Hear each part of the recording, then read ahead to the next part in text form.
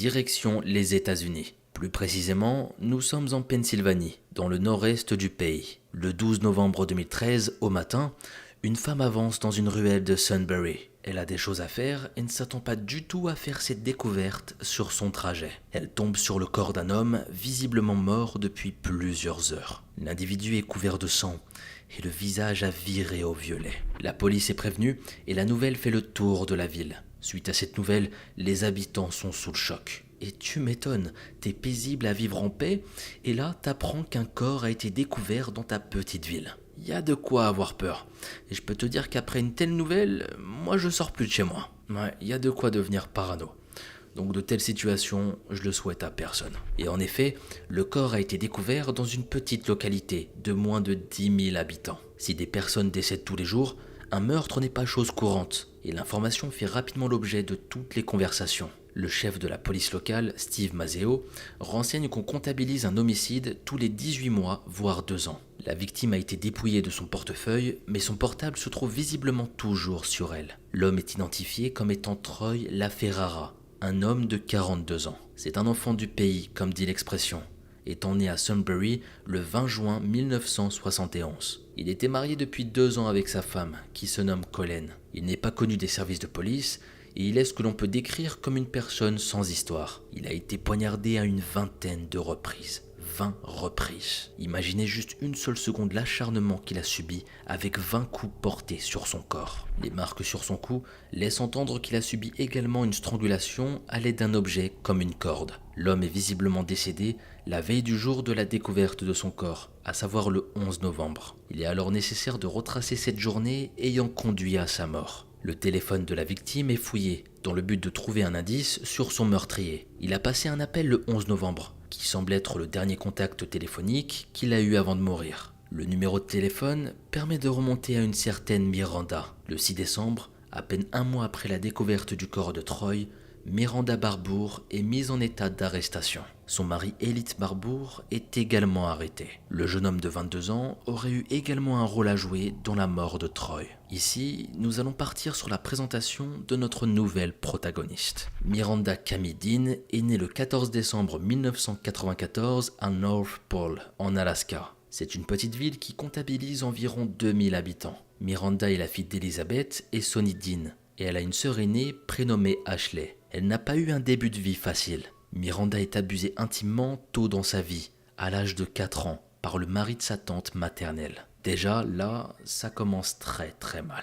Comment tu veux être sain d'esprit après avoir subi tout ça, sérieux? C'est juste abominable et personne ne devrait subir ça dès son plus jeune âge. C'est pas possible. Ce monstre qui va abuser d'elle finira par être arrêté par la police. Suite à toutes les révélations et l'arrestation de l'agresseur, la famille va quitter North Pole. Elle emménage à une centaine de kilomètres de là, dans l'arrondissement de Matanuska, Susitna. On imagine que le traumatisme est trop grand pour rester dans la ville. Il y avait cette volonté de se reconstruire ailleurs et de repartir à zéro. La famille s'intègre progressivement à son nouvel environnement. Ashley et Miranda rejoignent des écoles locales et se font des amis. Cependant, il est difficile pour la benjamine de la famille de passer outre de ce qui lui est arrivé. Son comportement change radicalement à 12 ans, période où elle commence à fuguer. Elle fait alors la connaissance d'un homme de 25 ans, Forrest, qui est adepte du culte satanique, et ensemble, ils entrent dans une relation malsaine.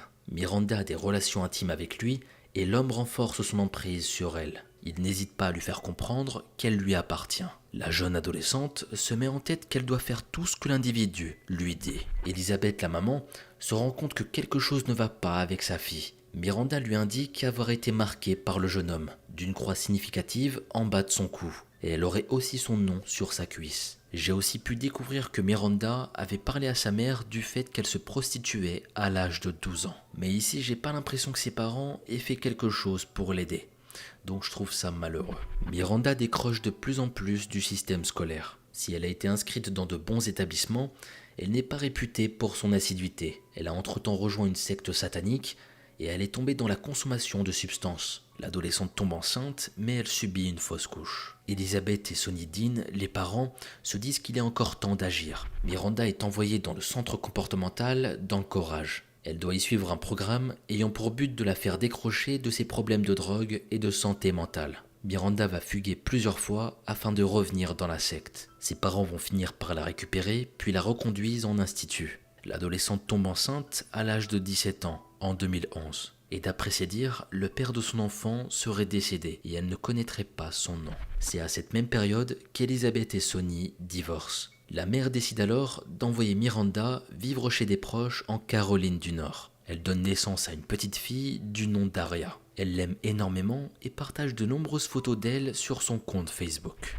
Miranda ne fait alors plus partie du culte satanique, dans lequel elle est restée depuis plusieurs années. La jeune femme reconstruit sa vie. Elle fait la connaissance d'Elliot Barbour en octobre 2013. Le jeune homme a 3 ans de plus que Miranda. Il est né le 11 novembre 1991. On sait de lui qu'il a obtenu son diplôme de la Triton High School en 2010. Le couple se marie rapidement, le même mois que leur rencontre, le 22 octobre 2013 à Lillington.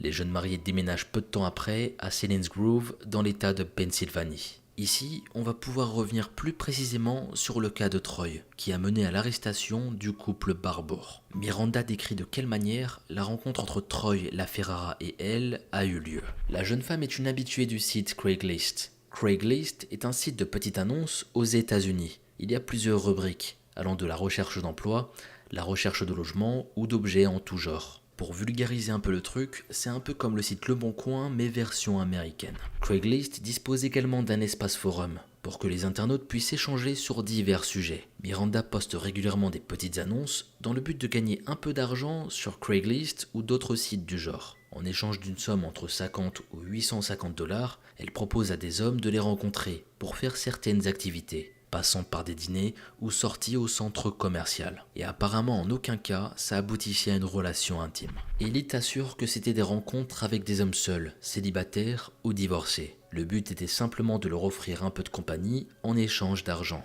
En aucun cas il était question de prostitution. Une annonce est postée sur Craigslist proposant un moment en bonne compagnie en échange de 100 $.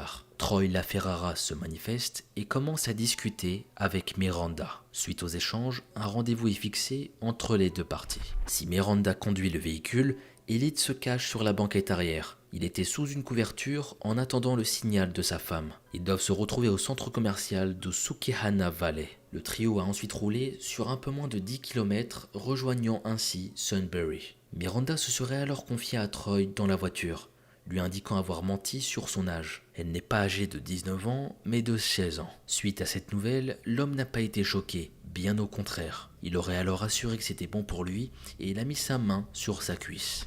Miranda est alors persuadée que Troy est une personne qui est malveillante envers les mineurs, et ainsi le sort de l'homme est alors scellé. La jeune femme n'aurait pas supporté de se faire toucher de cette manière. Elle s'est sentie en danger, car pour elle, elle n'était pas là pour une relation intime, loin de là. Miranda aurait poignardé Troy à une vingtaine de reprises, à l'aide d'un couteau qui a été placé au préalable dans le véhicule. Le couple aurait par la suite trouvé un endroit pour déposer le corps. Troy LaFerrara était alors toujours en vie d'après ses dires, bien qu'il soit en mauvais état physique. Il était en état de choc et rencontrait des difficultés à respirer. Troy s'étouffait en réalité avec son propre sang. La journée du couple s'achève dans un club de striptease pour fêter l'anniversaire d'Elliot. Ça, c'est des choses qui me surprendront toujours. Alors ils vont commettre un meurtre et le soir même, ils vont faire la fête. Je trouve ça complètement farfelu.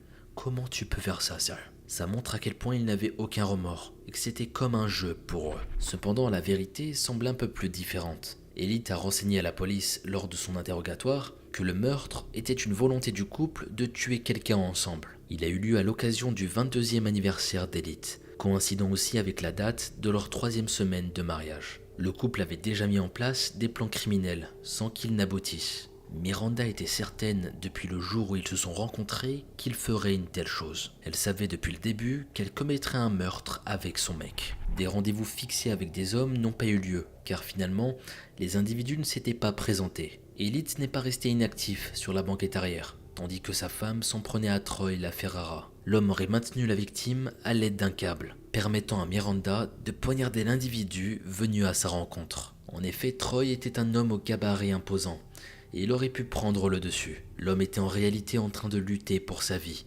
entre étranglement et coup porté à l'arme blanche. Ici, quand je raconte tout ça, On a l'impression qu'on parle de deux adolescents. Miranda a dû faire part de son passé criminel à son mari et ça lui a donné envie d'essayer. Oui, essayer, comme si on parlait d'une activité comme le tennis par exemple. C'était du n'importe quoi.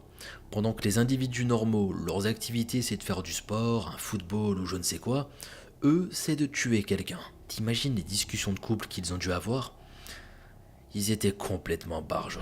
Le cas du couple, en particulier celui de la jeune femme, intéresse la presse. Miranda a tout juste 19 ans, mariée depuis peu, et elle se retrouve derrière les barreaux. Si ce n'est pas une condamnation à mort qui l'attend, la jeune femme passera le restant de ses jours en prison. Le média de presse Daily Item de Sunbury obtient l'autorisation d'interviewer Miranda Barbour suite à la prise de contact de la jeune femme. C'est pour elle l'occasion de faire des révélations que seule la police semblait connaître jusqu'à ce jour. C'est le 14 février 2014 qu'elle se confie enfin. La mort de Troy LaFerrara va presque passer en second plan. La jeune femme assure qu'elle a tué un bon nombre de personnes. Miranda donne une fourchette entre 22 et 100 meurtres. Elle parle alors de son alter ego meurtrier, qu'elle nomme Super Miranda, qui possède un couteau où chaque encoche représentait une de ses victimes. Si elle n'est pas précise sur le nombre total de meurtres, c'est qu'elle aurait cessé de compter après le 22e, tout simplement. Ici, j'aimerais avoir vos avis concernant son alter ego. Vous en pensez quoi? Est-ce que ce serait pas de la manipulation pour alléger sa peine, pour être dans un cas psychiatrique? On a l'impression qu'elle manipule un peu son monde en disant beaucoup de mensonges. Je sais pas ce que vous en pensez. Miranda assure toujours au cours d'une interview avec le Daily Item que c'est lors de son intégration dans la secte satanique qu'elle a commis son premier meurtre. Elle avait alors 13 ans, donc vraiment peu après avoir rejoint le culte, et c'est Forrest, le gourou, qui l'a contrainte à tirer sur quelqu'un qui lui devait de l'argent. Si le gourou a tiré en premier sur l'individu en question, il lui a alors par la suite tendu l'arme à feu et ordonné de tirer à son tour. C'était dans une ruelle, notre chef l'a abattu, puis il m'a dit que c'était à mon tour de lui tirer dessus. Je déteste les armes à feu, et je n'en utilise pas. Je ne pouvais pas le faire. Alors il est venu derrière moi, il a pris ses mains et les a mises sur les miennes, et nous avons appuyé sur la détente. Ensuite j'ai continué à tuer. Miranda ne renseigne à aucun moment l'identité de cet homme. Beaucoup de choses se sont déroulées alors qu'elle se trouvait dans cette secte satanique. Elle est tombée enceinte, ce que les membres de la secte n'ont pas accepté. La jeune fille s'est retrouvée attachée à un lit par les autres, et on lui a donné de la drogue dans le but de perdre son bébé. C'est apparemment ce qui s'est produit suite à la prise de substances. Elizabeth Dean nuance les propos de sa fille concernant l'histoire de la grossesse au sein de la secte. Quand sa fille lui a fait part de la perte de son bébé, elle l'a tout de suite conduite chez le médecin afin qu'elle se fasse examiner. Le médecin aurait assuré qu'il n'y avait aucun signe de fin de grossesse. Miranda serait restée 3 ans de plus au sein de la secte après ces événements, période durant laquelle elle a participé à des meurtres. Entre-temps, l'adolescente est tombée dans la drogue. Je n'étais pas toujours là mentalement. Je savais que quelque chose était mauvais en moi, et les croyances sataniques l'ont fait ressortir. Je l'ai embrassée. Une nouvelle grossesse est survenue, et c'est là qu'elle a décidé de changer de vie radicalement. Elle a déménagé de l'Alaska en Caroline du Nord. Elle voulait oublier ce qu'elle avait pu faire par le passé. Miranda avait alors un certain statut dans la hiérarchie du culte satanique. Miranda est questionnée sur ce qu'elle ressent à propos de ses crimes passés. La jeune femme n'a aucun regret, et voici ce qu'elle va dire. « Je sais que je ne reverrai jamais mon mari, et je l'ai accepté. Je sais que je devais parler de tout ça, parce que j'avais seulement 20 ans pour sortir de prison, et je ne veux pas que cela se produise. Si je devais être libéré, je le referais. Ce n'est pas du tout une façon de glorifier ou d'attirer l'attention. Je vous le dis parce qu'il est temps pour moi d'être honnête, et que je sens que je dois l'être. » À propos du décès de Troy LaFerrara, elle parle du fait qu'Elite est fière de ce qu'il a pu faire et qu'elle l'aimerait pour toujours. Du côté de la police de Sunbury, le chef Steve Mazzeo déclare aux mêmes médias que son département s'intéresse au père de l'enfant de Miranda Barbour. L'homme étant mort, il pourrait faire partie de la liste des victimes de la jeune femme. La défense de Miranda est assez lunaire. Bien qu'elle ait parlé d'elle-même du nombre de meurtres qu'elle aurait commis et qu'elle se soit confessée au sujet de la mort de Troy LaFerrara, la jeune femme juge qu'elle ne mérite pas d'être condamnée à mort. En effet, elle estime qu'il s'agit d'une punition cruelle et inhumaine, et elle supplie pour qu'on lui épargne sa vie. Son avocat a également informé qu'il n'existait aucune preuve qu'elle ait torturé Troy.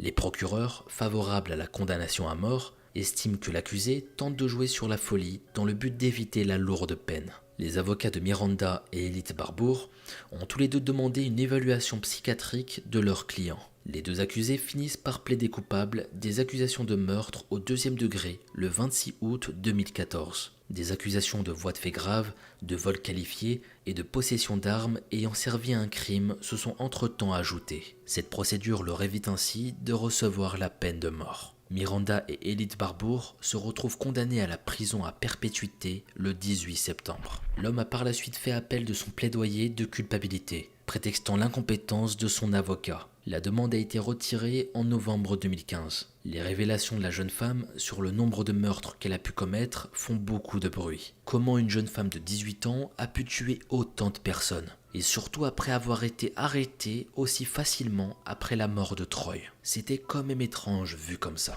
Le propre père de l'accusé, Sonny Dean, n'est pas convaincu. Il va même plus loin dans ses propos, décrivant Miranda comme une menteuse et une manipulatrice. Ne croyez pas ce que Miranda dit. Elle a derrière elle une longue histoire de manipulation extrême et de malhonnêteté. Je serais surpris que l'on trouve la moindre preuve concernant d'autres meurtres. Avec les confidences de Sonny Dean au sujet de sa fille, c'est le passé de cette dernière qui refait surface. Il apparaît que Miranda est perturbée depuis des années, bien avant le début de ses agissements criminels. Miranda avait déjà parlé de son passé au sein de la secte satanique, mais les médias n'étaient pas au courant des étapes difficiles qu'elle a pu traverser. La toxicomanie, les séjours en institut psychiatrique, sans parler du fait qu'elle a subi les pires sévices dans l'enfance. Le passé de Miranda est lourd à porter. Le divorce de ses parents a également joué un rôle dans la construction de sa personne. Tout son passé est pris en considération et il est passé au crible. La personne qui s'en est pris à la jeune femme est identifiée. Il se nomme Richard Fernandez et c'est l'oncle par alliance de Miranda. Il était marié à sa tante Melissa au moment des faits. Il était déjà un ancien membre de l'armée américaine à cette époque. La mère de Miranda, Elizabeth, a exprimé sa profonde tristesse en apprenant la nouvelle. Elle ne laissait sa fille nulle part, sauf chez sa propre sœur, où cela s'est produit. La mère avait toute confiance envers sa sœur et son mari, ce que l'on peut comprendre. On n'imagine jamais ce genre de choses quand tu laisses tes enfants chez des personnes de confiance. Enfin, normalement. Donc quand ils ont appris tout ça, j'imagine même pas le choc. Dans cette vie, malheureusement, tu peux faire confiance en personne. Et c'est beaucoup trop triste de dire ça. Et bah là, ça nous montre à quel point qu'avec même la famille, c'est compliqué. Ouais, cette vie fait peur. Tu peux faire confiance en personne.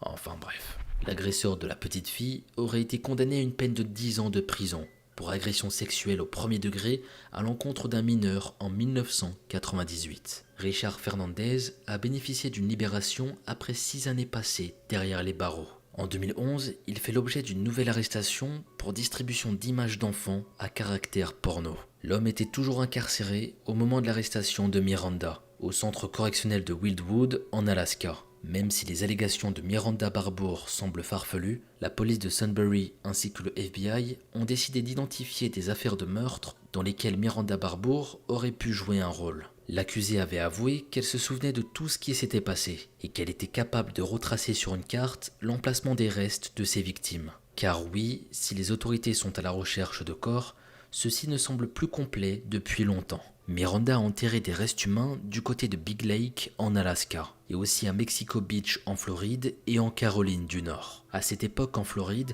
elle exerçait la profession de gogo danseuse.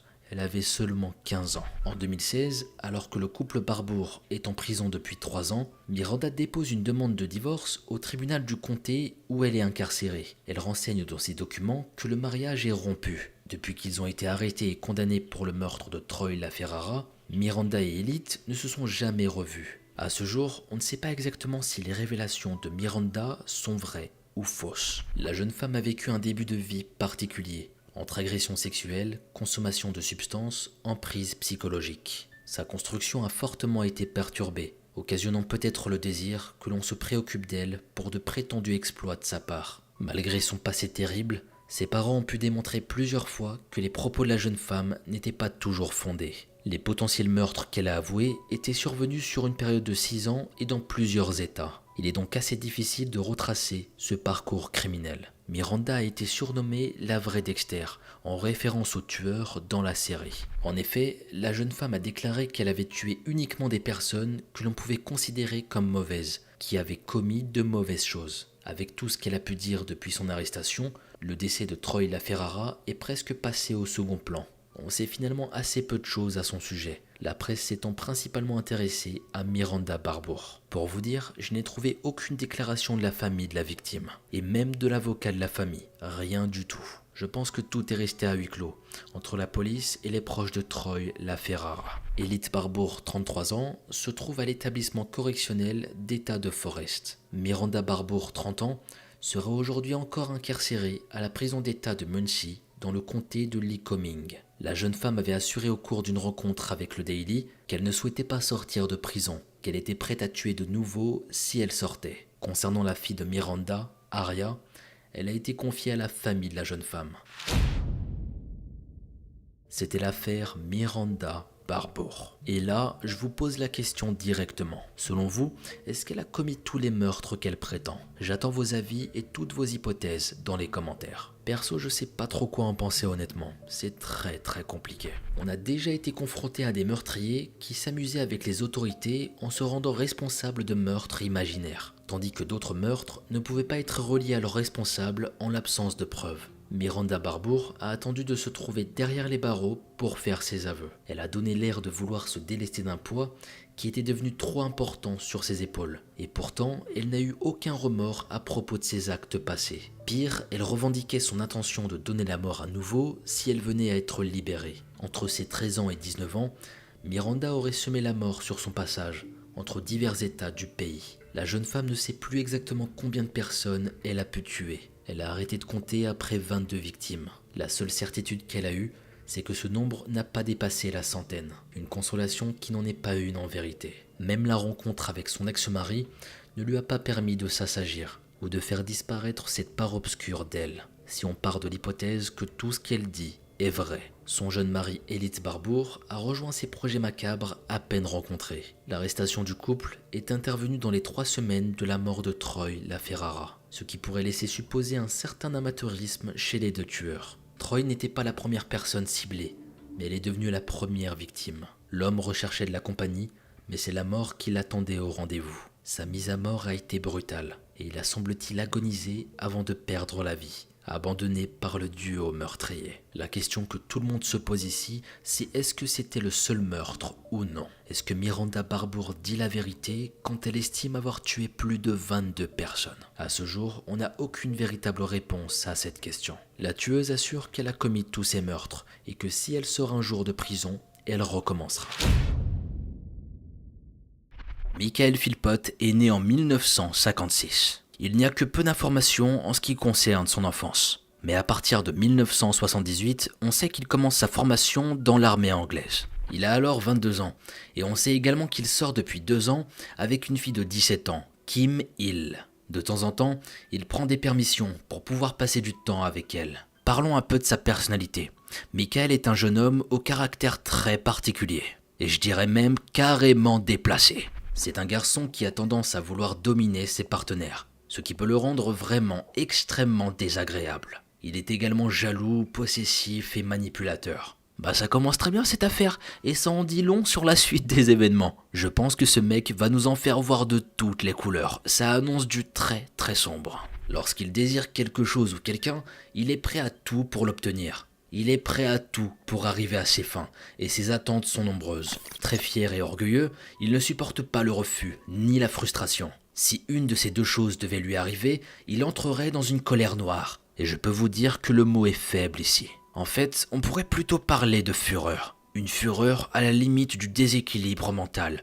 Et on va le découvrir tout au long de ce récit. Un jour d'été de 1978, Michael reçoit une lettre à l'armée. C'est Kim qui lui écrit. Il s'empresse de l'ouvrir pour la lire. Mais au fur et à mesure de la lecture, son enthousiasme s'éteint. Elle ne lui écrit pas pour l'embrasser et lui dire des mots doux, non, c'est une lettre de rupture. Kim ne peut plus supporter le comportement trop abusif de Michael.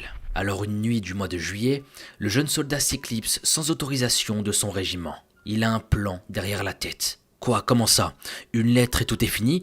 Comme ça? Merci, au revoir? Non, ça allait pas se passer comme ça pour lui. À l'intérieur, il bouillonne, il sait ce qu'il a à faire. Michael arrive devant une maison, c'est celle de Kim et sa mère. Tout est silencieux. Sans faire de bruit, il se glisse par effraction dans la maison. Il reconnaît le salon et se dirige vers les chambres. Arrivé devant celle de Kim, il entre. Dans sa main, un large couteau. Il s'approche du lit et distingue Kim endormie. Il se place au-dessus d'elle et il dit quelque chose, ça va la réveiller directement. Elle voit alors le visage de Michael et se met à paniquer. Michael lève son couteau et dit « Si je ne peux pas t'avoir, personne ne t'aura ». Puis il lui enfonce le couteau dans le corps, encore et encore, plus d'une vingtaine de fois. Kim ne comprend pas ce qui se passe. Elle essaie de se lever de son lit pour s'enfuir, mais ses jambes ne répondaient pas. Elle tombe par terre. Elle a du mal à respirer, car ses 2 poumons sont perforés. Michael continue de l'attaquer, lui transperçant les bras, le dos, les cuisses, le foie et les reins. Alors Kim ferme les yeux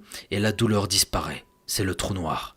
Tout est allé très rapidement. Sa maman Shirley, réveillée par le bruit, se précipite dans la chambre de sa fille pour voir ce qui se passe. Elle tombe nez à nez avec Michael, le couteau à la main. Il vient de se retourner vers elle. À côté de lui, il y a le corps ensanglanté de sa fille. Difficile d'imaginer la réaction d'une maman face à une scène aussi cauchemardesque. L'instinct de survie, la tristesse d'imaginer son enfant mort et tout se sent.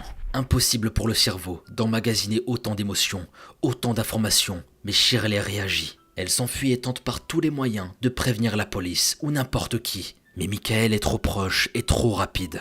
Il attrape la mère de Kim et dans sa folie meurtrière, la poignarde à son tour, puis il s'enfuit. Par chance, la mère de Kim respire encore. Elle parvient à ramper jusqu'au téléphone. La police est prévenue. Lorsque la police arrive sur les lieux, Shirley est d'abord prise en charge. Les agents montent ensuite à l'étage, dans la chambre de Kim. Le bain de sang est aussi terrifiant qu'impressionnant. Mais aussi incroyable que cela puisse paraître, Kim vit encore. Elle s'accroche de toutes les forces qui lui restent, mais elle saigne abondamment. Elle en avait plus pour longtemps. Les policiers devaient agir vite. La jeune fille de 17 ans est transportée en urgence absolue à l'hôpital. Dans l'ambulance, par 2 fois, son cœur s'arrête. Heureusement, les chirurgiens héroïques parviennent à la ramener à chaque fois. Lorsque Kim ouvre enfin les yeux, une semaine s'est déroulée. Son corps est couvert de cicatrices et d'hématomes, mais elle est encore là. Et sa maman aussi est en vie. Elle passera en tout 6 semaines en soins intensifs, étant donné la gravité de ses blessures. Il ne suffira que de peu de temps avant que Michael soit retrouvé, puis arrêté. Wow. Quand je vous dis que cette affaire est absolument horrible et terrifiante, je n'abuse pas. Et dites-vous que c'est que le début. Cet homme est un monstre sans cœur, d'une dangerosité sans nom. Vous allez voir, il est complètement barjot. Concernant la mère et la fille, ils ont eu beaucoup de chance de survivre à tout ça. Ça aurait pu très mal finir. Mais heureusement, tout se termine bien pour eux. Concernant Michael, comme vous pouvez le deviner, il est dans la merde jusqu'au cou. Son plan avait totalement échoué. Au mois de décembre 1978, il comparaît devant le tribunal de la couronne de Nottingham. Extrêmement lâche, il ne reconnaît pas son acte de barbarie. Il raconte qu'il s'est bien introduit chez Kim dans l'espoir de se réconcilier avec elle. Mais d'après lui, il ne se souvient pas avoir attaqué qui que ce soit. À force d'insistance et de preuves accablantes, il finit par être un peu plus nuancé et raconte. Je suis entré dans la chambre de Kim et elle dormait. Je lui ai posé ma main sur sa bouche et je lui ai donné un coup de coude. Elle s'est réveillée et m'a mordu. Elle a été méchante. Elle m'a aussi donné des coups de pied et des coups de poing. J'ai essayé de lui parler, mais elle a continué de m'attaquer. Alors je l'ai frappée à mon tour. Mais je me souviens pas avoir utilisé un couteau. Non. Après ce pathétique récit, Michael est condamné à purger 7 ans de prison ferme pour tentative de meurtre. Et vous savez quoi ? Il n'en fera que 3. Selon son avocat, c'est un garçon qui ne sait pas gérer ses émotions. Selon Kim, c'est un monstre à qui on ne peut pas dire non. C'est une personne qui ne comprend pas ce que ce mot veut dire, ou plutôt qui ne veut pas le comprendre. Des années durant, Kim va garder un traumatisme de cette nuit-là. Elle côtoiera un certain nombre de professionnels pour essayer d'évacuer cette blessure. Son corps, quant à lui, en gardera pour toujours les stigmates. Elle déclara plus tard la phrase suivante. « Je n'oublierai jamais ses yeux lorsqu'il m'a attaqué. Il est le mal incarné. J'ai de la chance d'être en vie après ce qu'il m'a fait. » Mesquina, j'espère sincèrement qu'aujourd'hui, elle va beaucoup mieux. Vivre tout ça, j'imagine même pas le traumatisme. Après ça, tu peux plus vivre sereinement, tu resteras toujours sur tes gardes. Et concernant la confiance, je ne sais même pas si un jour, elle réussira à la donner à nouveau à qui que ce soit. Enfin bon, beaucoup de bonheur pour elle, et j'espère qu'aujourd'hui, ça va beaucoup, mais beaucoup mieux pour elle. Environ 5 années après sa sortie, Michael rencontre une certaine Pamela Lomax qui l'épouse. Nous sommes en 1986 et très vite, il a 3 enfants avec elle, 2 fils et une fille. Mais la prison n'a pas changé Michael, il est toujours resté le même, à une chose près. Il évitera à l'avenir les actes qui pourraient le renvoyer à l'ombre. À nouveau, il est insupportable avec sa femme, très contrôlant, très dominant. Les remarques sont au quotidien, que ce soit sur la tenue, les sorties, etc. C'est un homme toxique, contrôlant, à tel point que Pamela commence à prier pour qu'il se lasse d'elle et finisse par la quitter. On ne saurait pas dire s'il était violent avec elle, mais on peut avoir des doutes. Un jour de 1991, Michael se fait tout de même rappeler à l'ordre par la justice pour avoir donné un coup de tête à quelqu'un qu'il connaissait. Vers 1993, le souhait de Pamela est exaucé. Lors d'une sortie près d'un lac de Rainworth, Philpott rencontre Heather, une fille de 14 ans. À ce moment précis, lui, il a 37 ans. Donc si on fait le calcul, il a 23 années de plus qu'elle.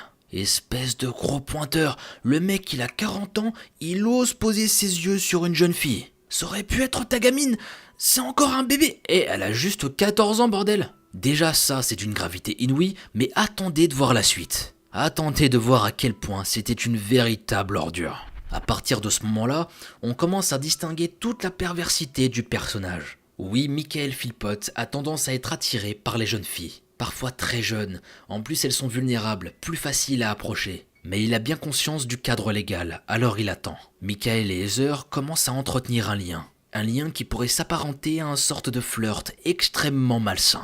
Mais c'est seulement environ 2 ans après, le jour de son 16e anniversaire exactement, qu'Heather décide de s'enfuir de la maison de ses parents pour vivre avec Michael. À ce moment-là, Pamela Lomax décide de le quitter en utilisant le prétexte de cette nouvelle liaison. Sans le savoir, la pauvre Heather venait de se jeter tout droit dans la gueule du loup. À présent, la jeune fille est à la merci de l'homme probablement le plus vicieux qu'elle n'ait jamais rencontré. Très vite, Michael l'isole de ses amis comme de sa famille. Une relation de couple s'installe et Michael a alors 39 ans. Heather donne naissance à 2 enfants, 2 garçons, l'un après l'autre très rapidement. Le problème c'est que lui voulait une fille, alors la situation ne lui plaisait pas du tout. Pour lui c'était une raison suffisante pour se mettre dans une colère noire et commencer à abattre sa jeune compagne. Apparemment il pensait qu'Heather faisait intentionnellement des garçons, et il voulait la punir pour cela. Quoi? On peut pas être bête à ce point-là? Non, il était pas sérieux. C'est pas possible. Genre dans la tête de Michael, elle avait à un moment un choix à faire, garçon ou fille, genre un bouton dans sa tête. Non mais c'est complètement barjot. Eh oh Michael, réveille-toi. C'est pas possible d'être aussi bête. Continuons. Plus tard, elle décrira ce que le père de ses enfants lui faisait subir. Et elle décrira comment il poussait le vice en allant jusqu'à apprendre à ses 2 fils à être violents avec leur mère. Un jour par exemple, Michael va dire à son fils aîné de mettre un coup au visage de sa maman. Et c'est ce qu'il va faire. Il voulait les endoctriner à être aussi violents que lui et à banaliser cette brutalité. Au milieu de tout ça, il décide qu'Heather doit faire plus d'enfants, mais elle réussit à lui dire non. Michael se remet donc en colère. Il se met à la descendre plus bactère, lui disant qu'une vraie femme ne devrait pas avoir ce comportement-là. Heather tente alors de s'enfuir, mais il l'attrape. Il la plaque au sol et la menace avec un couteau. Il lui fait comprendre qu'il n'hésiterait pas à lui faire la même chose qu'il avait fait à son ex Kim Hill. 5 ans plus tard, en 2000, Michael Philpott rencontre une nouvelle femme. Elle s'appelle Mary Duffy et elle est mère célibataire de 19 ans d'origine irlandaise. Elle vient tout juste de sortir d'une ancienne relation très compliquée. Le couple de Michael est alors détruit depuis longtemps. Depuis un bon moment, Heather n'a qu'une seule envie, c'est de partir et d'avoir la garde de ses 2 enfants. Courageusement, elle entame une procédure judiciaire. Et elle a bien fait, car le 23 décembre 2002, elle gagne et elle finit par s'en aller. Mais Michael est semble-t-il déjà passé à autre chose. D'ailleurs, on ne sait pas vraiment si ses enfants sont réellement importants à ses yeux. Tout ce qui a l'air de l'intéresser, c'est son désir de domination, de changer constamment de femme qu'il voit comme des objets de plaisir et de reproduction. En somme de simples outils qui doivent se plier à sa volonté. En plus de ça, les enfants ne font que perpétuer sa lignée. Ils servent aussi à obtenir beaucoup d'aide sociale. Michael en profite largement et ne travaille jamais. En fait, Michael Philpott n'a rien de quelqu'un de civilisé. C'est quelqu'un de sauvage, rempli de pulsions. Il est cruel et complètement égoïste. Un homme dénué de toute empathie et qui semble ne disposer d'aucune valeur morale ni d'aucune vertu. Au moment de sa rencontre avec ce bourreau, Mary est au fond du trou et se sent seule. C'est une proie facile pour Michael. Elle emménage chez lui rapidement et le couple finit par se marier en mai 2003. Elle a 22 ans et lui en a 47. Là, il faut faire une pause et revenir 2 ans en arrière en 2001. Juste après sa rencontre avec Merid, Michael ne chôme pas. Car cette année-là, il croise le chemin d'une jeune fille qui lui plaît. Elle a seulement 16 ans et elle s'appelle Lisa Willis. C'est une orpheline, Michael en profite donc pour s'ériger en tant que protecteur et l'attire dans ses filets. Comme je vous l'ai dit, on fait face à un hlouf ici. C'est un porc, c'est tout ce que c'est. Ce mec est un porc et j'insiste, à quel moment il te vient à l'esprit de te comporter ainsi? C'est un prédateur de jeunes femmes, rempli de sombres idées qui gâche la vie de toutes celles qui croiseraient son chemin. Donc comme je le disais, il attire une jeune fille de 16 ans qui se nomme Lisa Willis. Très vite, c'est à son tour d'emménager dans son logement. Une relation commence entre les deux. Attendez. Et Mairead dans tout ça? Eh bien, elle est avec eux, sous le même toit. Comme si de rien n'était, et elle est obligée de subir tout ça. Elle est toujours la femme de Michael. Lisa est donc tout naturellement devenue sa maîtresse. Comme le disait Kim, on ne peut rien refuser à Michael. Personne ne voudrait le voir se mettre en colère. À part Mogo Junior, bien sûr. Il lui aurait bien rendu visite. Ouais, moi je vous le dis.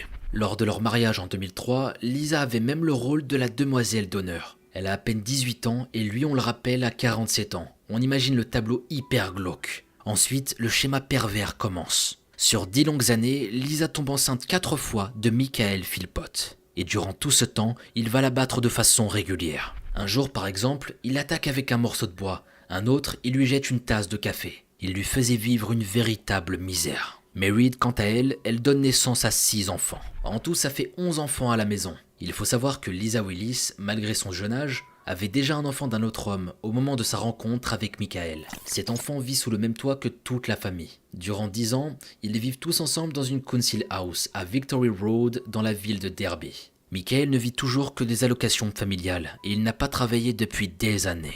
Il passe ses journées à boire, fumer, jouer aux fléchettes ou au billard, et à regarder la télé et à s'occuper un peu de ses enfants. Du moins, c'est ce qu'il raconte. Parfois, il fait un peu de bricolage. Lisa et Mairead sont quant à elles employées à mi-temps, mais tout leur revenu est encaissé et géré par l'homme de la maison. Une council house, littéralement maison de conseil, est en Angleterre à peu près l'équivalent d'un logement social en France. Tout au long de ces années, Michael se comporte comme un véritable monstre avec ses 2 compagnes. Il contrôlait absolument toutes leurs sorties et les accompagnait même jusqu'à leur travail.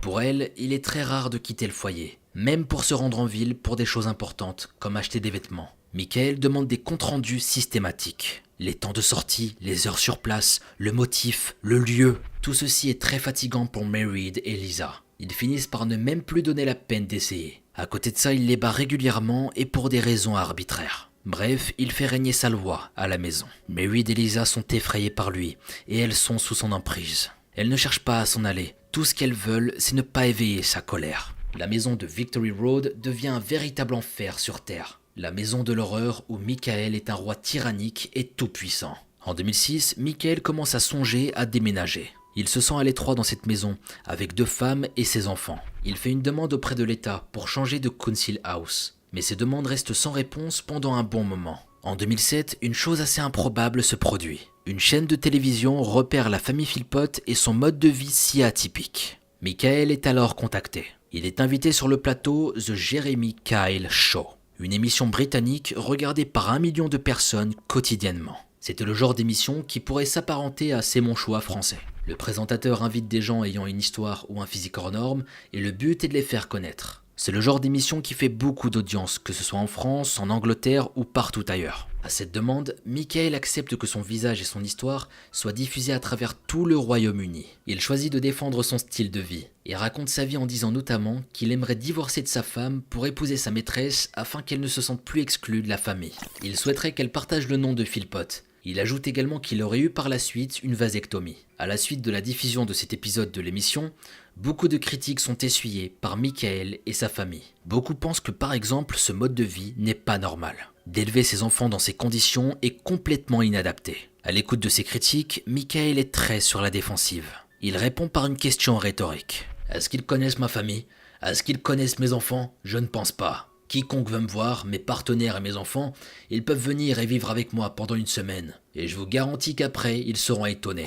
En particulier de la façon dont mes enfants se comportent. Mes enfants sont élevés correctement. Il ne pouvait pas mieux formuler sa demande. Car la même année de 2007, une ancienne première ministre du nom de Anne Whitcomb a entendu la proposition de Michael Philpott. Elle le contacte et lui propose de tourner dans un documentaire. Anne Whitcomb versus the Benefit Culture, qui veut dire littéralement Anne Whitcomb contre la culture des avantages, en gros les avantages sociaux. Le but de ce reportage est simple, elle s'engage à passer toute une semaine avec lui, pour découvrir son quotidien et également pour tenter de le faire changer de mode de vie. Michael accepte, et c'est ainsi que la télé-réalité Philpott commence. Dans ce documentaire, il est montré que Michael vit dans une caravane dans son jardin, et à l'intérieur, sa femme et sa maîtresse alternent leur passage pour passer des nuits avec lui. Anne Whitcomb déclara plus tard que M. Philpott ne se souciait de personne et qu'il lui arrivait d'appeler à la fois sa femme et sa maîtresse par des insultes. Des insultes que je ne prononcerai pas ici. Mais si vous êtes curieux, ça commence par un S. Je vous laisse deviner. Elle avait également remarqué qu'aucun des enfants ne lui demandait de l'affection. Durant cette semaine filmée, Anne Whitcomb découvre également que son hôte ne fait aucun effort pour essayer de trouver du travail. Et ce, en dépit du fait que ses deux compagnes ont des emplois à temps partiel. Alors faisant jouer sa réputation et ses contacts, elle parvient à trouver 3 offres d'emploi à Michael, dont l'un dans une entreprise de fabrication de tonneaux. Mais Michael ne se présentera jamais au travail le premier jour. C'était un échec cuisant. À la fin du tournage et après sa diffusion, le documentaire provoque un véritable tollé. Michael devient durant quelques semaines un personnage public. À cause de son attitude jugée scandaleuse et moralement inappropriée, il est surnommé Shameless Mike. Michael le dépourvu de honte. Quelques années passent et il retombe peu à peu dans l'oubli. 3 ans plus tard, en 2010, il est de nouveau repris par la police pour avoir giflé sa femme et l'avoir traîné dehors par les cheveux après une dispute. L'année d'après, en 2011, visiblement en quête de nouvelles sensations, le couple Michael Merid commence à s'adonner à une nouvelle activité, le dogging. C'est une activité sexuelle qui habituellement se déroule dans un endroit public ou semi-public. Ça implique une femme, donc à l'occurrence c'était Merid, accompagnée de nombreux hommes. Elle déclara plus tard que cette pratique ne lui plaisait pas vraiment, et qu'elle le faisait uniquement pour faire plaisir à son mari. En général, après ces actes, elle se sentait honteuse et dégoûtée. Un jour, elle va même tomber accidentellement enceinte. Mike lui demandera de se faire avorter et c'est ce qu'elle fera. Cette expérience sera douloureuse, autant physiquement que psychologiquement pour la mère de famille. Au niveau de la vie à la maison, rien de nouveau. Michael continue de se comporter comme si tout lui était dû.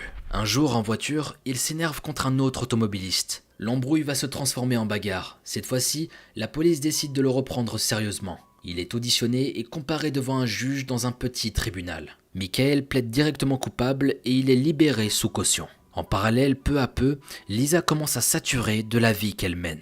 Elle désire autre chose, et l'emprise de Michael se fait de moins en moins forte, à mesure que son souhait de se révolter et de partir grandit. Un beau jour, elle décide de franchir le pas. Elle affronte Michael et lui fait part de son intention de partir. Et elle ne partira pas seule, elle compte bien emmener ses enfants avec elle. On ne sait pas exactement de quelle façon Michael réagit à cette nouvelle sur l'instant. Mais selon lui-même, il serait tombé dans une dépression assez importante. Il était très déprimé de voir sa maîtresse partir, et en plus avec ses enfants. Il n'accepte pas l'idée, mais il y a des limites à ce qu'il peut faire pour s'y opposer. Comme Heather il y a presque 10 ans, Lisa entame des démarches pour obtenir la garde de ses enfants. Elle est prête à affronter le tyran Michael sur la scène judiciaire. Elle en a le droit et surtout le courage. Oui, car il faut souligner le courage de Lisa. Car sans parler de l'immense pression toxique exercée par le père de ses enfants, beaucoup de choses auraient pu la retenir. Notamment sur l'aspect financier et le fait que ce soit Michael qui ait la main mise sur toutes les dépenses du foyer. Mais récemment, Lisa a découvert qu'elle avait elle aussi droit de bénéficier, avec ses 4 enfants, de plusieurs centaines de livres sterling par mois d'allocation. En réalité, elle les touche même depuis plusieurs années. Mais comme tout cet argent allait directement dans le compte de Michael, elle ne l'a jamais vraiment réalisé. Le 11 février 2012, elle quitte la maison de Michael et Merid avec ses 5 enfants, pour aller enfin vivre avec sa sœur et son beau-frère. Elle envoie un SMS à Michael pour le prévenir de la situation. « Je suis partie et les enfants vont bien, je n'en peux plus. » Bientôt, le 11 mai 2012 exactement, elle et Philpott comparaîtront devant le tribunal pour une audience à propos des enfants, afin de savoir où ils résideraient ensuite. En attendant, les enfants feront des allers-retours à la Council House de Victory Road. Je pense que plus l'histoire se déroule, plus vous vous rendez compte à quel point cet homme est toxique. Et tout ça n'annonce rien de bon, c'est toujours de pire en pire. Sans plus attendre, focus sur les meurtres. Banks.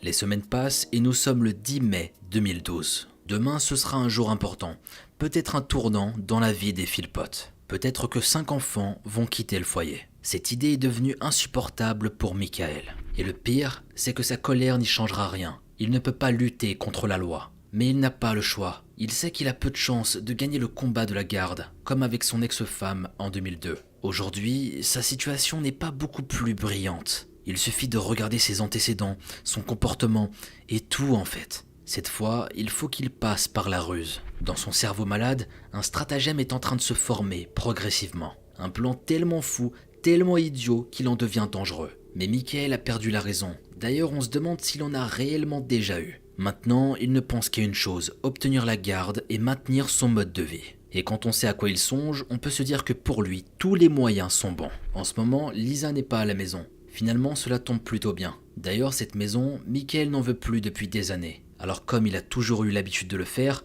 il s'est tourné vers l'État pour en demander une nouvelle. Mais c'est long, trop long. 5 ans qu'il attend qu'on le reloge. À ses yeux, la situation est un scandale. Le laisser lui, ses 2 compagnes et ses 11 gosses dans une maison seulement de 3 chambres, c'est moralement inacceptable. Comme montré durant le reportage de 2007, il est carrément obligé d'aller dormir dans une caravane. Quelques années plus tôt, voici ce qu'il avait déclaré à un journal concernant les aides publiques. Ils trouvent toujours les mêmes excuses. Ils ne sont tout simplement pas assez compétents. J'aime mon pays, mais en ce moment j'en ai honte. Je pense que la Grande-Bretagne est en train de sombrer. Pour n'importe qui d'autre, ce genre de propos aurait pu être entendable.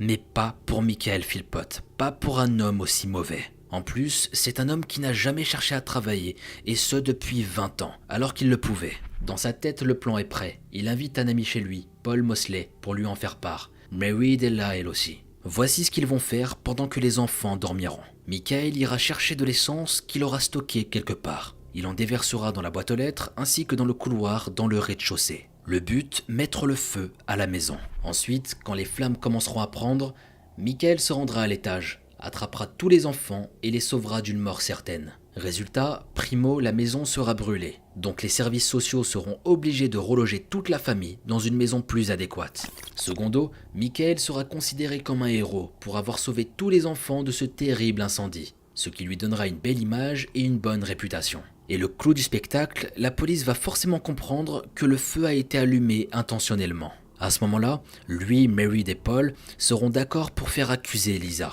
Ainsi, elle sera dans le collimateur judiciaire et peut-être même condamnée. Et avec son profil de sauveur, Michael aura toutes ses chances pour récupérer la garde à coup sûr. Dans la tête des 3 comploteurs, le plan semble être parfait. Il ne reste plus qu'à l'appliquer. Demain, c'est le jour de l'audience, le 11 mai. Ils agiront cette nuit. La nuit du 10 au 11 mai 2012, au 18 Victory Road de la ville de Derby, vers 3h30 du matin, un immense nuage noir provient d'une des maisons. C'est la numéro 18 qui s'embrase. Dans la maison, la température est déjà insupportable. Très rapidement, les 500 degrés Celsius sont atteints. L'épaisse fumée noire envahit chacune des pièces restées ouvertes, rendant impossible la moindre bouffée d'oxygène. Les portes en plastique fondent, le bois verni et l'essence démultiplient la vitesse destructrice du brasier. En quelques secondes à peine, la quasi-totalité de la maison brûle. Les chances de survie sont désormais presque réduites à néant. À ce moment-là, les enfants dorment à l'étage. Comme le prévoit son plan, c'est le moment pour Michael d'entrer en scène. Alors que les flammes dévorent sa maison, il entre et tente de monter à l'étage. Mais il a versé une quantité d'essence beaucoup trop importante. L'air est trop brûlant et irrespirable. Les flammes dévorent tout ce qu'elles touchent. C'est une véritable fournaise. À l'étage, c'est pareil. Les enfants n'ont peut-être qu'à peine le temps de réaliser ce qui est en train de se passer. En tout cas, c'est ce que l'on peut infiniment espérer pour eux. Plus tard, des pompiers de Derby diront que l'intoxication a été plus rapide que leur réveil. Lentement, Michael revient à la réalité. Il est incapable de se rendre à l'étage. Alors il abandonne la tâche et regarde le feu, impuissant. Des voisins alertés par le bruit et la lumière tentent à leur tour d'intervenir, mais sans succès. Michael finit par appeler le 999, le numéro des pompiers anglais. Ils arrivent très vite, talonnés par la police, mais il est déjà trop tard. Cette nuit, Jade Philpott 10 ans, John Philpott 9 ans, Jack Philpott 7 ans, Jess 6 ans et Jayden 5 ans viennent de tous perdre la vie dans l'incendie. Ils étaient tous les enfants de Mary et Michael.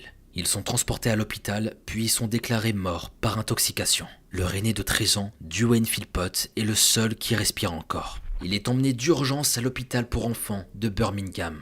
Mais son état est plus que critique. Son cerveau a été privé d'oxygène trop longtemps. Cela a causé des lésions cérébrales irréversibles. 2 jours plus tard, le 13 mai 2012, il décède d'une crise cardiaque. C'est une véritable tragédie. 6 enfants innocents partis, à cause de l'immondice de gens complètement fous et irrécupérables. Mais du point de vue des autorités, le bilan n'est pas sombre dans sa totalité, car 2 adultes ont pu s'en sortir indemnes, Michael et sa femme Mary.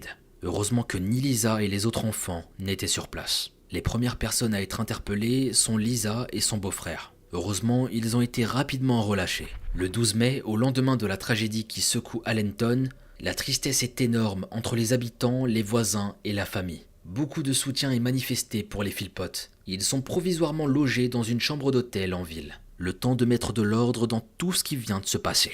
Évidemment, l'audience pour la garde des enfants est ajournée. Le 14 mai, au lendemain de la mort de Duane, la police soupçonne fortement que l'incendie soit d'origine criminelle. Au fil des investigations, ils découvrent des éléments qui ne laissent aucun doute. De l'essence sous la boîte aux lettres, par exemple, qui est retrouvée. Pendant ce temps, un service religieux a eu lieu à la mémoire des enfants, à l'église catholique de Saint-Georges à Little Over. Une organisation caritative, Catch Me When I Fall, est créée par un habitant du nom de Bobby Sutherland, pour aider la famille des enfants à financer les funérailles. Ce monsieur déclara plus tard à la police que Michael aimait ses enfants. Il disait qu'il ne soutenait pas du tout les critiques négatives à son encontre. Un livre de condoléances à la cathédrale de Derby est mis à disposition. Il est signé par des centaines de personnes. Faut dire que ça fait du bien de voir qu'il existe autant de gens avec un cœur aussi généreux. Mais malheureusement, ils se trompent totalement sur le compte du couple Philpott. Ils sont loin de s'imaginer qu'ils sont en train de parler à ceux qui ont allumé la mèche. Michael et sa femme, dans leur autodestruction, leur assassinat et leur bêtise sans nom, ont encore une chance insolente de pouvoir encore compter sur le soutien des habitants de Derby. Car si tout ceci a principalement été fait pour permettre aux enfants d'être enterrés dignement, beaucoup de ces personnes affichent un soutien indéfectible à leurs parents. Le 15 mai cependant, la police décide de ne rien laisser au hasard. Dans des histoires d'infanticide, les parents sont généralement les premiers à être suspectés. Parfois à tort, parfois non. Alors il est décidé de mettre sur écoute la chambre d'hôtel des Philpott pendant quelques jours. Le 16 mai, Michael et Mary Philpott donnent une conférence de presse, en collaboration avec la police de Derbyshire, à des dizaines de journalistes. En larmes, ils implorent de l'aide pour retrouver les assassins de leurs enfants. Philpott, en parlant des voisins, des donateurs et des gens qui les soutiennent, a déclaré aux journalistes « Nous ne pouvons pas assez exprimer notre gratitude. Ce n'est pas seulement nous qui avons souffert, ce sont eux aussi, c'est tout le monde. Cet homme n'a vraiment honte de rien. Il est en train de mentir ouvertement devant tout le monde et sans pression. » De nombreuses personnes qui ont toujours connu Michael Philpott et sa famille se sont mises à défendre son mode de vie. Ils ont affirmé que les représentations négatives que les gens pourraient avoir de lui ne sont aucunement fondées. Ici, c'est à se demander si les gens le connaissaient vraiment bien. Au même moment, des détectives confirment que le départ de l'incendie se trouvait sous la boîte aux lettres dans le couloir du rez-de-chaussée de la maison. De l'essence a bien été utilisée pour que l'incendie se propage rapidement. Le 18 mai, une enquête est officiellement ouverte. Pour les autorités, cet incendie avait pour objectif de tuer tous les habitants du 18 Victory Road. Via un communiqué public, il est demandé aux responsables de ce crime abject de se rendre. Et les autorités tentent à distance de raisonner les auteurs, en évoquant le caractère infiniment déshonorant et indécent de l'acte commis. 3 jours plus tard, des examens médico-légaux sont appliqués dans toute la maison. Le travail est très complexe, le feu étant un ennemi redoutable des pièces à conviction. Dans l'allée, la caravane et le minibus de Michael sont réquisitionnés et passés au peigne fin. Comme en témoignent les poses des micros dans la chambre d'hôtel des Philpott, les premiers suspects vers lesquels se tourne la police sont évidemment les plus proches parents. C'est quelque chose d'habituel dans une affaire semblable à celle-ci. Les enregistrements sont en cours et il faudra être patient pour n'éveiller aucun soupçon. Les jours passent et Michael montre un comportement très étrange pour quelqu'un qui vient juste de perdre ses enfants. Pendant la conférence de presse par exemple, il semblait complètement abattu par la tragédie. Parfaitement normal, vous allez me dire. Qui ne le serait pas ? Mais certains journalistes soulignent qu'il agissait exagérément en tentant d'essuyer des larmes manifestement inexistantes. Ça, c'est le premier point. Dans un second temps, lors de son passage à la morgue pour aller vérifier les corps, un journal de presse rapporte qu'il aurait flirté avec le personnel féminin sans chercher à se dissimuler. Bref, cette attitude est autant suspecte que complètement inappropriée aux yeux des enquêteurs et de ceux qui l'ont vu à l'œuvre. Mais ce n'est pas tout. Les vêtements que lui et sa femme portaient la nuit de l'incendie ont été récupérés. Et sur ceux de Michael se trouve quelque chose de très intéressant, de l'essence. Le 30 mai, les micros posés par la police sont enfin récupérés. À première vue, ils ont enregistré des conversations compromettantes entre Michael et Mary. Dans l'un d'eux, Michael dit à sa femme que la police n'est pour l'instant au courant de rien et qu'il valait mieux qu'il s'en tienne à son histoire. Et il dit aussi la phrase suivante : « C'est de ma faute si la moitié de la famille est partie. J'aurais dû tout voir venir, canard. » A priori, ils ne diront rien, pensant qu'aucune preuve ne viendra leur porter préjudice. S'ils parviennent à suivre son histoire, comme il dit, cela leur permettra peut-être de s'en sortir à moindre mal. Car si les autorités apprennent ce qu'ils ont vraiment fait, ce sera terminé pour eux. Dans un autre enregistrement, la voix d'un autre homme est plusieurs fois entendue. Mereed et son mari en sont visiblement très proches, puisqu'on peut même entendre Mereed avoir des relations sexuelles avec lui. Il s'appelle Paul Mosley. À entendre leur discussion privée, le doute est très peu permis. Pour la police, c'est quasiment suffisant. Mereed et Michael sont à l'origine du départ de l'incendie. Ce sont eux qui ont tué les enfants, leurs propres enfants. Mais de ce qu'ils comprennent, leur mort serait accidentelle. Peut-être un plan qui aurait très mal tourné. À Paul Mosley, Michael dit qu'il aurait dû pouvoir sauver les enfants. La police n'attend pas pour intervenir. Les Philpott sont interpellés, puis placés en détention provisoire pendant quelques jours. Ils ne seront pas relâchés avant de comparaître devant une cour de justice.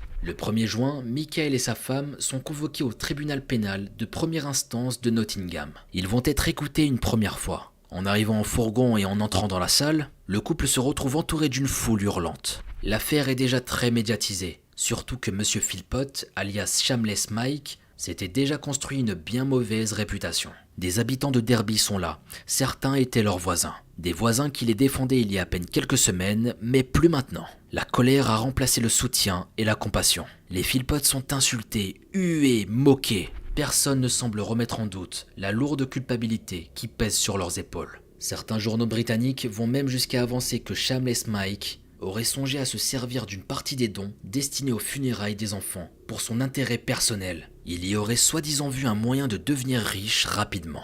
Quand on demande la version du couple, voici ce qu'ils vont raconter. Michael raconte alors qu'il jouait au billard avec Mosley avant que l'incendie ne se déclare. Il explique que Mosley était parti avant 2 heures du matin et Michael et Mereed se sont endormis en regardant un film. Mais ils ont été réveillés par le détecteur de fumée et il a découvert un grand incendie dans le hall. Ils auraient appelé le 999, puis donné le téléphone à sa femme avant de grimper sur une échelle dans le jardin arrière, pour percer un trou dans la fenêtre de l'étage. Mais la fumée noire l'aurait repoussé. L'histoire ne convainc pas du tout les autorités. Sans parler du comportement étrange qu'ils ont constaté de lui tout au long des quelques jours qui ont suivi l'incendie. Il y a surtout ses vêtements tachés d'essence. Il ne comporte aucune noirceur manifeste. La fumée dégagée par un feu de cette ampleur aurait forcément laissé une tache. Une tache plus que visible, donc ce n'était pas du tout normal. Les enquêteurs insistent. Si on met de côté l'essence, qui pourrait peut-être due à une hygiène douteuse ou autre chose, ses vêtements semblaient d'une propreté quasi impeccable. Donc très difficile à croire sa version. Et le fait qu'il ait soi-disant été repoussé par de la fumée, au moment d'essayer d'entrer par la fenêtre. Mais leur version est maintenue. Alors le couple est de nouveau placé en détention provisoire. Le temps de préparer leur véritable procès. Seul Paul Mosley n'est pas encore officiellement interpellé. Peut-être par manque de preuves en ce qui le concerne pour le moment. Environ un mois plus tard, le 20 juin 2012, les enterrements de Jack, John, Jade, Jayden, Jace, Duane ont lieu. Mais les Philpott ne sont pas autorisés à y assister. Ce choix, la justice le justifie en évoquant des raisons de sécurité. Michael et Mereed sont désormais un couple largement détesté à travers tout le pays. Il n'est donc pas impossible qu'ils puissent se faire attaquer durant la cérémonie. Avant que son corps ne soit placé dans le cercueil, les organes de Duane ont été donnés pour sauver la vie d'un autre enfant. Le 5 novembre, Paul Mosley est finalement arrêté, puis placé en garde à vue. Il n'oppose aucune résistance. On l'accuse d'avoir aidé pour l'incendie de la maison du couple Philpott. 3 jours plus tard, il est confronté dans un tribunal accompagné de Mereed et Michael. On ne connaît pas exactement l'attitude ni l'état d'esprit de Paul face à la juge et à la cour. Cependant, lorsque les Philpott sont désignés comme étant les meurtriers des 6 enfants, ceux-ci répondent non coupables à l'accusation. Ces 2 petits mots sont interprétés comme un grand affront pour de nombreuses personnes. Mais au fond, si l'on en croit leurs récits et les éléments de l'enquête, la démarche ne semble pas totalement irraisonnée. En effet, ils n'avaient pas pour projet de délibérément tuer leurs enfants. Comme ils l'avaient dit dans la chambre d'hôtel lorsqu'ils étaient sous écoute, tout ceci n'était qu'un accident. Oui, un absurde, stupide et tragique accident, provoqué par des gens qui avaient nécessairement laissé leur bon sens de côté, pour ne serait-ce qu'imaginer ce genre de plan à l'imprudence écœurante. Suite à ces déclarations, la cour décide de reporter la séance, le temps de bien réfléchir sur les accusations qui leur seront adressées la prochaine fois. Peu avant Noël, les 3 prévenus sont convoqués à nouveau, et cette fois-ci au tribunal de Birmingham. Cette fois-ci, l'incrimination lancée par la cour est différente. Il n'est plus question d'accusation de meurtre, mais d'homicide involontaire. Il a été conclu que les 3 complices avaient bien mis le feu à la maison, mais que ce n'était pas dans le but de tuer les enfants. Lorsque Michael et Merid se sont défendus en plaidant non coupable lors de leur première accusation de meurtre, leur défense pouvait tenir la route. Et c'est hyper frustrant quand on connaît le passé du couple. Et particulièrement Michael, mais c'est légitimement défendable. On ne peut pas accuser des gens d'avoir voulu tuer alors que ce n'était pas la vérité. La justice a semble-t-il su faire la part des choses. Mais à l'écoute de cette deuxième accusation, celle d'homicide involontaire, un silence se crée dans la salle. Michael et Merid ne sont pas sur place, mais ils sont en liaison vidéo retransmise en direct. Paul, quant à lui, est présent sur le banc des accusés. À nouveau dans la bouche de Michael, 2 mots retentissent dans la salle. Non coupable. Non coupable pour les 6 homicides involontaires. C'est la goutte d'eau qui fait déborder le vase. Mais cette fois-ci, Shameless Mike n'est pas le seul à n'avoir aucune honte à prononcer ces mots. Paul et Merid plaident la même chose, non coupable. Lorsqu'on lui demande qui pourrait bien être à l'origine du départ de feu, Michael répond que quelqu'un qu'il ne connaît pas a dû mettre le feu dans la boîte aux lettres. 2 mois passent et nous sommes le 12 février 2013. Le procès Philpott Mosley s'ouvre enfin au tribunal de la couronne de Nottingham. Il dure en tout 7 semaines et il est dirigé par la juge Kate Firewell. Il est indiqué que la police a d'abord inculpé le trio de meurtre, mais l'a finalement rétrogradé en homicide involontaire coupable, bien que leurs actions ont été d'une monstrueuse inconscience. Les accusés n'avaient pas l'intention de tuer les 6 enfants. La juge décrit le déroulement du complot orchestré par le couple Philpott et Mosley comme un plan méchant et dangereux, qui était évidemment incompréhensible pour toute personne sensée.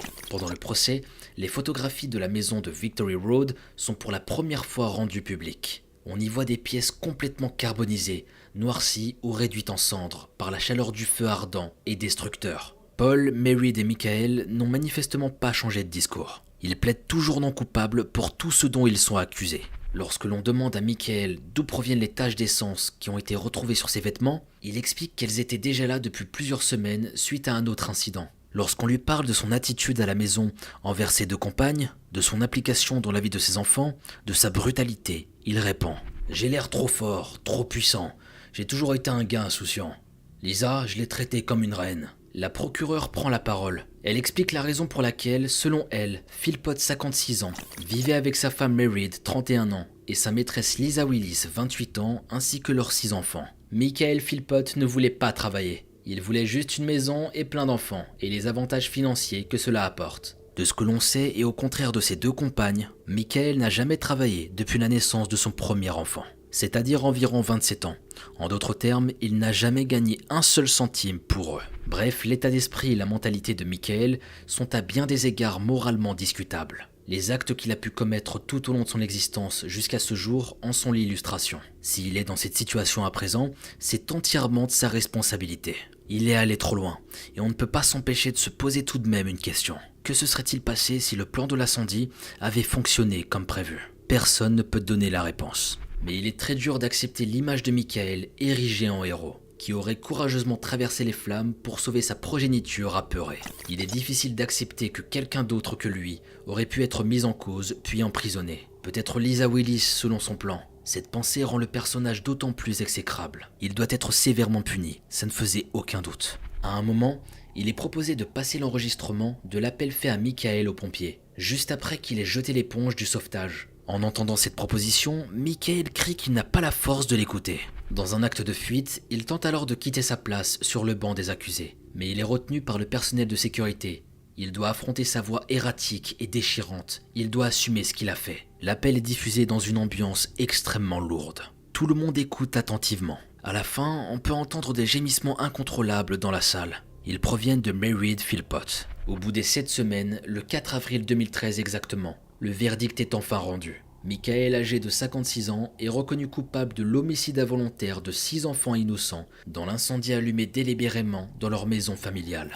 Il est condamné pour cela à la prison à perpétuité, avec un minimum incompressible de 15 ans derrière les barreaux. Alors que le jury énonce ses verdicts à l'égard de l'homme de 56 ans, il se tient sur le banc des accusés, regardant droit devant lui. Ses mains sont jointes devant son visage. Après les verdicts, celui qui se faisait appeler Shameless Mike s'effondre en larmes. Il était envahi de tristesse et ça se voyait sur son visage. À l'écoute des sentences, dans tout le tribunal, un bruit sourd monte. Beaucoup d'émotions sont soudainement relâchées, dans des explosions de sanglots, de cris, exprimant de la joie, de la douleur, du soulagement. On ne saurait pas dire exactement. Les gens se prennent dans les bras, s'embrassent pour certains. Michael Philpott, dans son costume gris, affiche un air complètement abattu. Toujours assis, il chuchote « Ce n'est pas encore fini ». Et il avait raison, ce n'était pas encore terminé.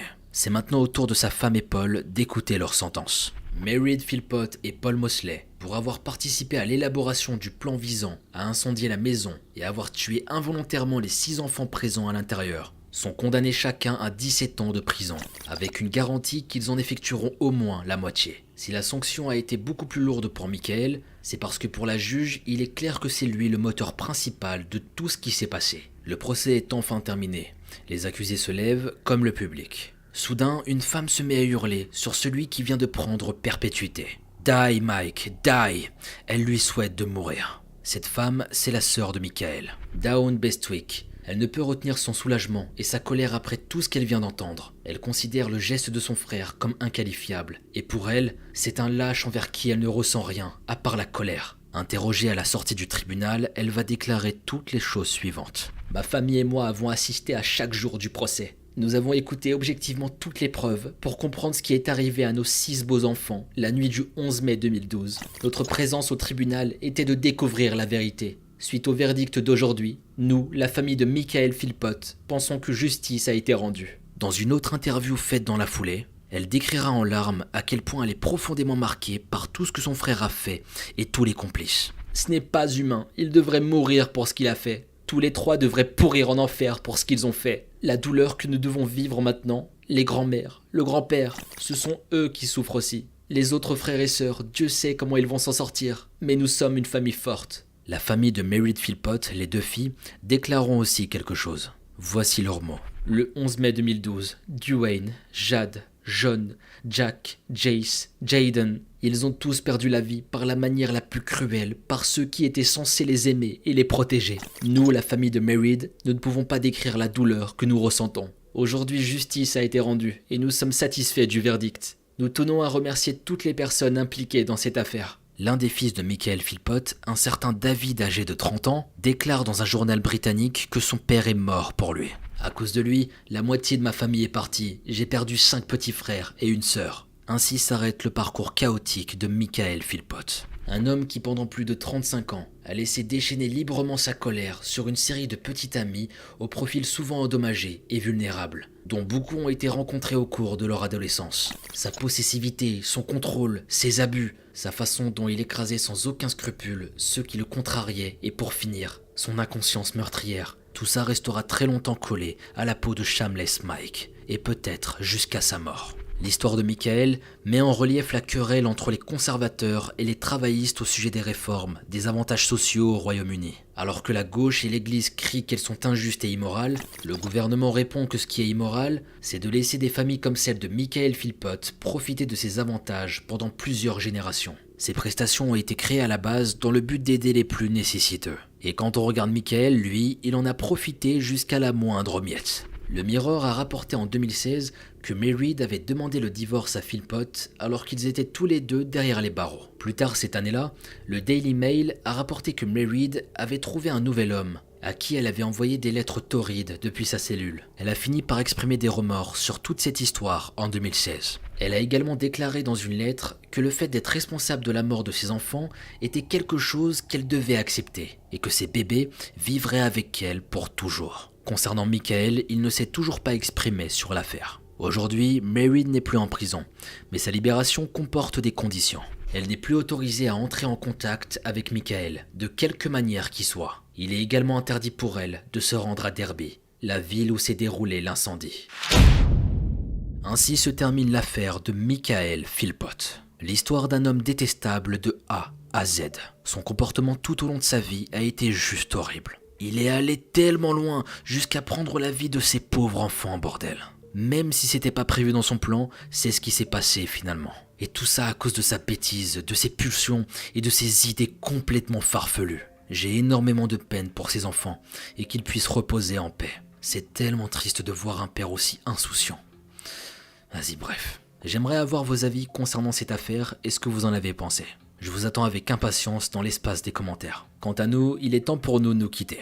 Merci à vous qui me suivez aussi nombreux encore une fois, ça me fait super chaud au cœur. Prenez soin de vous et vos proches et on se dit à très bientôt pour une nouvelle vidéo. C'était Mogota. Si t'es encore là, j'ai une dernière mission pour toi. viens sur mon Insta Mogota-sama et viens me dire quel plat tu aimerais manger, là tout de suite, maintenant. C'est parti, je t'attends. Tu croyais tout de même pas que j'allais te laisser partir comme ça? J'avoue que je commence à avoir faim, donc là je vais vraiment partir. Je vous dis à très bientôt pour une nouvelle vidéo. C'était Mogota.